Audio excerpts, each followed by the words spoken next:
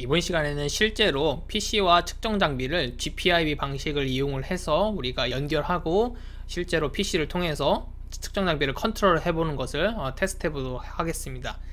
지난 영상에서 우리가 GPIB 방식, USB 방식, 이더넷 방식의 각각의 장단점을 이해해 보았는데요. 이번 시간에는 GPIB 방식을 통해서 한번 직접 컨트롤 해보도록 하겠습니다. 일단 우리가 준비해야 되는 준비물은 다음과 같습니다. 첫 번째로 당연히 컴퓨터가 하나 있어야겠고요. 그 다음에 두 번째로 제일 중요한 것 중에 하나인 GPIB USB 인터페이스가 있어야 하겠습니다. 지난 동영상에서 이야기 보여드렸던 다음과 같이 생긴 인터페이스로서 한쪽에는 이제 GPIB 케이블을 연결할 수 있고 한쪽에는 이제 USB 포트에 연결할 수 있는 이런 인터페이스 장비가 있습니다. 저는 이제 내셔널 인스트루먼트사에서 나오는 GPIB USB 인터페이스를 사용을 할 텐데 다른 제조사에서도 다 나오고 있습니다. 키사이트라든지 혹은 텍트로닉스에서도 비슷한 인터페이스가 나오고 있고요. 뭐 가격 차이도 거의 없고 대부분 뭐 성능도 다 동일하기 때문에 여러분들이 어떤 것을 사용해도 무방하겠습니다.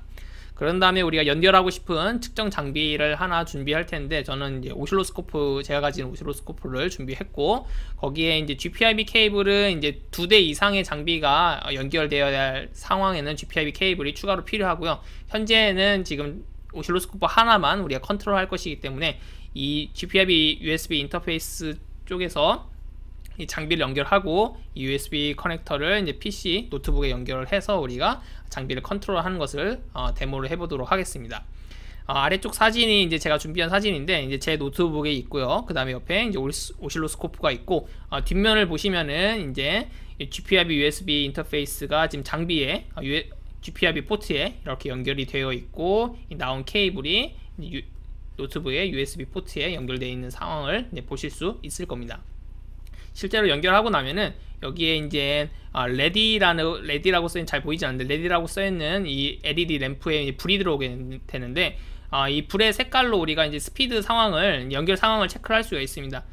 녹색 불이 들어오면은 이 USB 인터페이스가 이제 1.1 포트, USB 1.1 포트에 연결되었다라는, 1.2 이하의 포트에 연결되었다라는 것을 뜻하는 것이고요.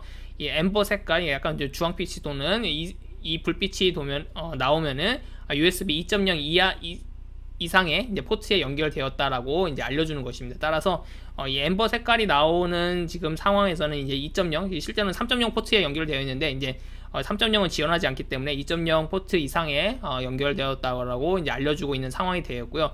이때 스피드가 이 풀 스피드보다는 모드보다는 조금 더 빠르기 때문에 가급적 이제 2.0 이상의 포트에 연결해서 사용하시는 것이 좋겠습니다. 이렇게 이제 측정 장비까지 연결을 해 놓은 다음에 세 번째로 필요한 것은 이제 매트랩의 인스트루먼트 컨트롤 툴박스가 되겠습니다. 사실은 뭐 매트랩을 꼭 써야 될 이유는 없습니다. 뭐 여러분들이 쓰기 편한 뭐 파이썬을 써도 좋고요, 뭐 C#을 써도 좋고, 뭐 그냥 C를 써도 좋고요. 여러분들이 다루기 쉬운 프로그램을 쓰면 좋겠는데 랩뷰를 써도 좋고요. 저는 지금 이 동영상에서는 매트랩을 이용을 해서 그 다음에 그리고 매트랩 안에 인스트루먼트 컨트롤 툴박스라는 것이 있습니다. 이것을 이용을 해서 PC에서 장비를 컨트롤하는 것을 한번 테스트 해보도록 하겠습니다. 세팅 순서는 다음과 같습니다. 가장 첫 번째로 우리가 본인이 사용하고자 하는 GPIB USB 인터페이스가 있는데요. 이것에 맞는 드라이버를 설치를 해줘야 되겠습니다. 저는 지금 NI사의 장비를 사용하고 있기 때문에 NI488.2라는 이 드라이버를 찾아서 설치를 해줘야 되는데요. 여러분들 구글에 검색하시면 혹은 이 아래쪽 링크에 있는 사이트에 들어가시면은 이제 NI사에서 제공하는 IEEE 488.2 드라이버를 컨트롤할 수 있는 파일을 다운받을 수가 있습니다. 좀 중요한 것은 여기 이제 버전을 고를 수가 있게 되겠는데요. 최신 버전은 지금 현재 20.0 버전이 나오고 있는데 문제는 제가 사용하고자 하는 지금 GPIB USB HS라는 요 인터페이스 장비는 지금 지원되는 버전이 쭉 나와 있죠. 그리고 지금 지원되는 버전이 최대 18.5 버전까지 지원하는 것을 보여주고 있습니다. 따라서 여기서 지금 버전 체크해서 여기 19, 19.5, 2.0, 20.0도 있는데 이런 것들 설치를 하시면은 지금 제가 사용하고자 하는 인터페이스의 버전에 맞지 않아서 동작을 하지 않습니다. 따라서 요 아래쪽 18.5 아래쪽에 있는 버전을 맞춰서 설정을 다운을 받아서 설치를 해 주셔야 되겠고요. 여러분들이 NI사가 아니라 이제 다른 회사의 GPIB USB 인터페이스를 가지고 있다, 혹은 뭐 키슬리 장비라든지 혹은 키사이트 장비를 가지고 있다라고 하시면은 거기서 제공되는 드라이버가 따로 있습니다. 거기에 맞춰서 여러분들이 설치를 해주시고, 마찬가지로 좀 드라이버의 버전을 좀 잘 체크를 해서 이제 설치를 해주시면 이제 사용할 준비가 되겠습니다. 드라이버 설치가 완료되었다면 두 번째로 NI Max라는 것이 이제 설치가 되었을 겁니다. NI Max를 실행을 하면은 실제로 이제 장비가 연결된 상태를 확인할 수가 있겠습니다. 한번 실제로 해보도록 하겠습니다. NI Max가 이제 다음과 같이 설치가 되어서 이제 한번 실행을 해보고요. 처음에 실행을 해보면 이제 새로 고침이 조금 시작이 되고, 기다려보면 이 디바이스와 인터페이스 이 부분에 지금 보시면은 제가 연결한 GPIB USB HS 이 장비가 이제 검색이 되는 것을 확인을 할 수가 있습니다. 이걸 누르시고요. 여기 인스트루먼트 스캔을 다시 한번 눌러 보시면요, 이번에 이제 제가 연결한 그 오실로스코프의 장비명과 그 다음에 GPIB 번호가 나오는 것을 알 수가 있습니다. 이 GPIB 번호 지금 7번이라고 나오는데요, 이 7번은 제가 임의로 이제 장비에서 메뉴에 가서 세팅을 할 수 있는 번호고, GPIB 번호를 통해서 여러 장비가 연결되었을 때 이제 서로 구분을 지을 수가 있게 되겠습니다. 장비마다 메뉴의 위치는 다르지만 대부분의 장비는 GPIB의 넘버를 바꿀 수 있는 메뉴를 가지고 있습니다. 제가 가진 오실로스코프는 보통 이런 시스템 셋업 쪽에 이제 메뉴를 가지고 있고요. 이 아래쪽에 이제 입출력이라고 보이는 이 메뉴를 눌러보니 이제 GPIB 넘버가 현재 7번이고, 그 다음에 USB를 통해서 연결할 때는 좀 복잡한 주소를 가지는 것을 볼 수가 있습니다. 이 주소를 이제 아래쪽에 주소 메뉴를 눌러보시면은 7번으로 세팅이 되어 있는데, 뭐 12번 이런 식으로 바꿔주시게 되면은 이제 12번으로 바꿀 수가 있게 되겠습니다. 이렇게 장비에 GPIB 넘버를 12번으로 바꾼 이후에 다시 한번 이제 인스트루먼트 스캔을 해보시면은 이번에는 GPIB 넘버가 12번으로 바뀌어 있는 것을 알 수가 있습니다. 따라서 이렇게 장비마다 고유한 넘버를 가지고 있고요. 이 넘버로 이제 여러 장비가 있을 때는 구별을 하게 되고, 이렇게 인스트루먼트 스캔을 했을 때 장비명과 이제 GPIB 넘버가 나오게 된다면 이렇게 장비와 PC가 이제 완벽하게 커넥션 됐다는 것을 의미를 하겠습니다. 이렇게 NI Max를 통해서 우리가 장비와 PC가 연결되었다면 그 다음에는 이제 매트랩을 통해서 우리가 장비에게 이제 명령을 한번 보내보도록 하겠습니다. 그러기 위해서는 이제 매트랩에 인스트루먼트 툴박스를 이용을 하겠는데요. 매트랩을 이제 실행시키시고 위에 앱을 보시면은 인스트루먼트 컨트롤 툴박스가 존재하는 것을 알 수 있습니다. 이건 여러분들이 이제 추가로 설치를 하셔야 되고, 이제 아마 설치할 때 체크를 안 하셨다면은 따로 설치를 이제 하셔야 될 겁니다. 그래서 이렇게 실행을 하고 나면은 다음과 같이 이제 여러 방식을 통해서 이제 장비들이 연결될 수 있음을 보여주고 있고, 한번 이제 새로 고침을 해보면요, 지금 우리가 이제 GPIB를 통해서 연결했기 때문에 GPIB의 이제 NI사를 통해서 이제 7번 GPIB 7번에 이제 키사이트에 이제 오실로스코프가 모델명 이것이 연결되어 있다라고 나오고 있고요.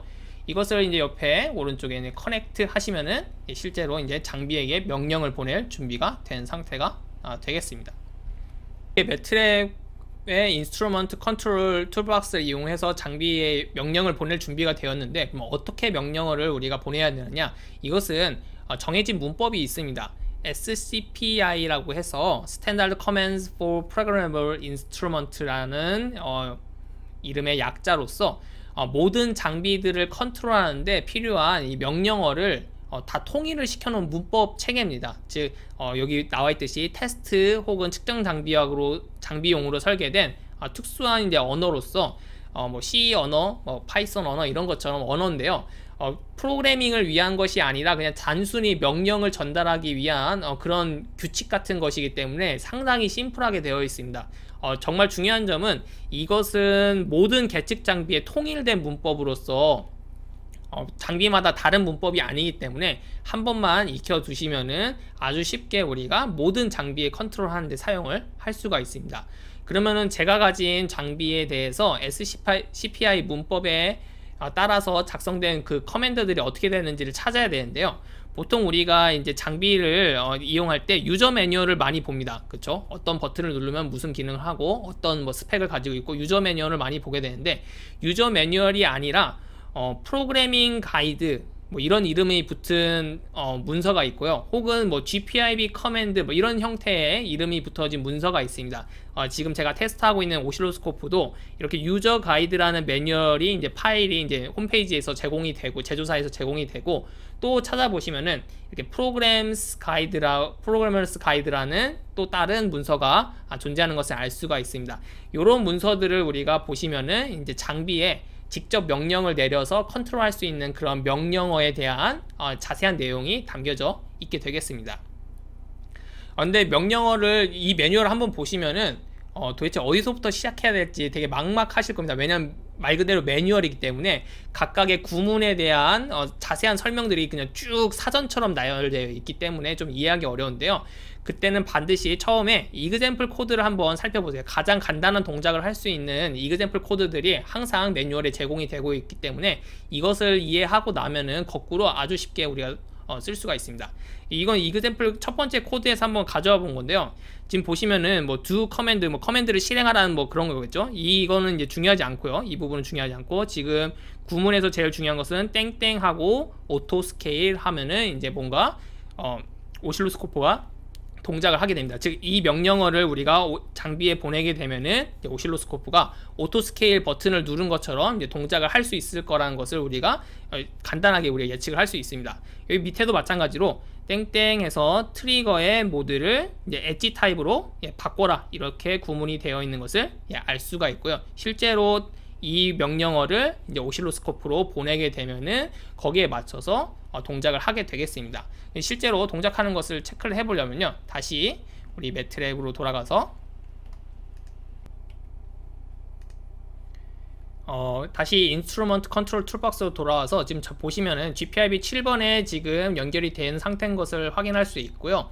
여기 데이터 to write 부분에 여러분들이 아까 본 명령어 오토 스케일을 이제 작성을 해주시면 되겠습니다.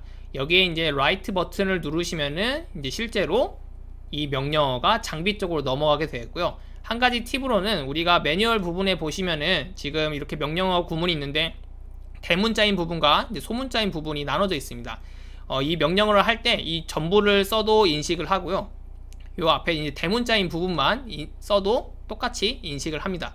다만 이제 대문자인 부분으로만 여러분들 코드를 작성을 하시면은 나중에 봤을 때 좀 알아보기가 힘든 점이 있어서 다 쓰는 것이 이제 좀 좋긴 하고요. 이렇게 대문자로 된 부분만 써도 동일하게 동작을 하겠습니다. 따라서 이제 write를 누르시면은 이 명령어가 지금 오실로스코프로 전달이 됐고, 오실로스코프에 오토 스케일 버튼을 누른 것과 동일한 동작을 하는 것을 확인을 할 수가 있습니다.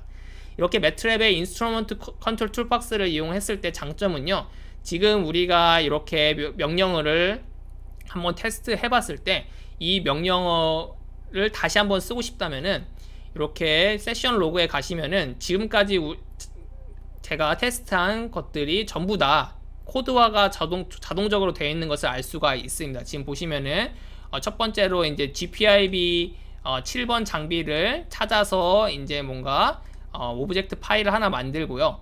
그 다음에 이제 오브젝트 파일을 그냥 여는 구문이 됐고, 이제 오픈해서 이제 오브젝트 1이라는 장비에다가 이제 이 명령어를 뭐 전달해라 fprintf 구문을 써서 이제 전달한 것을 볼 수가 있습니다. 따라서 여러분들이 이제 각각의 명령어를 다 테스트를 해보시고 이제 완벽하게 동작이 된다 싶으시면 이렇게 세션 로그에 작성된 이제 코드를 그냥 매트랩에 이제 하나의 스크립트 파일에 이제 불러와서 여기에 이제 카피 앤 페이스트를 하고 이제 여러분들 마음껏 다시 이제 재작성해서 이제 장비를 이제 컨트롤하기가 상당히 쉽게 구성이 되어 있습니다. 그 다음 구문을 한번 살펴보도록 하겠습니다. 땡땡 트리거 모드의 엣지. 이것은 이제 트리거의 모드를 이제 엣지 타입으로 설정을 하라는 명령어가 되어 있고요. 사실 SCPI 구문은 그냥 말 그대로 명령어이기 때문에 우리가 마치 뭐 파이썬이나 C처럼 어려운 문법 체계를 가지고 있지 않습니다. 상당히 직관적으로 명령을 내리도록 되어 있고요. 따라서 그냥 우리가 몇 번만 봐서 매뉴얼을 보면서 익숙해지시면은 그냥 따로 매뉴얼을 찾지 않아도 바로 이렇게 그냥 우리가 이해할 수 있으실 겁니다. 거기에 이제 한 가지 이제 추가적인 사항은 세 번째 구문을 보시면은 땡땡 트리거 모드에 이제 물음표가 표현된 것을 알 수가 있습니다. 이 물음표가 표시된 것은 쿼리를 던지는 것으로 말 그대로 장비에게 질문을 하는 것입니다. 트리거의 모드 상태가 현재 무엇이니? 라고 이렇게 질문하는 것이고, 이렇게 쿼리를 보내게 되면은 장비는 항상 리턴 값을 다시 돌려주게 되겠습니다. 한번 확인을 해보도록 하겠습니다. 매트랩에 여기에 똑같이 땡땡 트리거 모드에 물음표를 하시면 되겠고, 이번에는 라이트 하지 마시고 이제 쿼리를 눌러 보시면은 이 리턴된 값이 이제 바로 보입니다. 현재 지금 엣지 상태로 세팅이 되어 있다라고 이제 PC 쪽으로 데이터가 넘어온 것이 되겠습니다. 따라서 이제 쿼리를 보내게 되면 무엇이 어떤 데이터가 넘어온다는 사실을 바탕으로 해서 여러분들이 뭔가 측정 데이터를 다시 PC 쪽으로 가져올 때도 마찬가지로 쿼리를 보내서 데이터를 보내주세요 라고 이제 명령으로 보내게 되면은 장비가 거기에 맞춰서 이제 데이터를 PC 쪽으로 보내게 되겠습니다. 마찬가지로 지금 작성한 명령어도 아래쪽에 이렇게 쿼리 해가지고 오브젝트1 해서 이 명령어가 이렇게 쿼리 구문으로 이제 표현이 된 것을 확인을 할 수가 있게 되겠습니다. 사실 여러분들이 장비 컨트롤하는 방법은 다 배웠습니다. 이제 남은 것은 여러분들이 이제 동작시키기 원하는 동작들이 있을 겁니다. 어떤 버튼을 눌렀을 때 우리가 뭘 세팅을 하고 이런 것들을 손으로는 여러분들이 다 세팅을 할 수 있을 텐데, 그 손으로 세팅하는 과정을 이제 어떤 명령어로 처리해야 되는지는 여러분들이 매뉴얼을 좀 검색을 해 주셔야 되겠습니다.